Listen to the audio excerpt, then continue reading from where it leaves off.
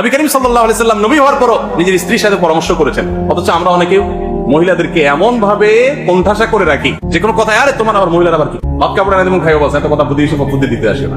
আবার উল্টাটাও আছে, অনেক ঘরে মহিলারা এত পণ্ডিতি করে, স্বামী উঠতে তার অনুমতি লাগবে, বসতে তার অনুমতি লাগবে, ডানে এখন বিশেষ করে এই সময়টা বেশি চলতেছে আরো না। সাংসারিক জীবনে দেখা যায় মায়ের কথা শুনবো না বউয়ের কথা শুনবো, এটা নিয়ে তো পুরুষদের অবস্থা থাকে ওই যে পাটাপুতার ঘষার মাঝখান দিয়া, তাই না? জটিল পরিস্থিতিতে, কঠিন পরিস্থিতিতে নিজের স্ত্রী যদি বুদ্ধিমতী স্ত্রী ঘরে থাকেন, তাহলে সেক্ষেত্রে তার বুদ্ধি পরামর্শ আমলে স্ত্রী যদি ভালো বুদ্ধি দেন, তাহলে সেটা গ্রহণ করতে দোষ নাই, বরং ক্রাইসিস মোমেন্টে মাঝে মধ্যে নিজের স্ত্রীর সাথে একান্তে পরামর্শ করা সুন্নাত। বিশেষ করে স্ত্রী যদি বুদ্ধিমতী হয়, মনে হয় যে হ্যাঁ এটা ভালো পরামর্শ দিতে পারবে, সেটা ভালো কি মন্দ আপনি পরখ করবেন, কিন্তু সেটা আপনি তার সাথে পরামর্শ করবেন, এই করাটা সুন্নাত। নবী সাল্লাল্লাহু আলাইহি ওয়াসাল্লাম সেটা করেছেন। এটা হুদায়বিয়ার সন্ধির একটা শিক্ষা।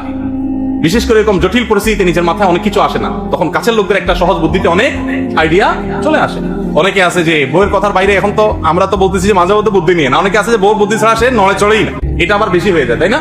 ও যে কোন রাজার ঘটনা আছে না, যে ওই রাজা সব পুরুষদেরকে একত্র করছে যারা বউয়ের কথা শুনে, তো ডাকছে ডাকে বলছে যে যারা বউয়ের কথা শুনে সবাই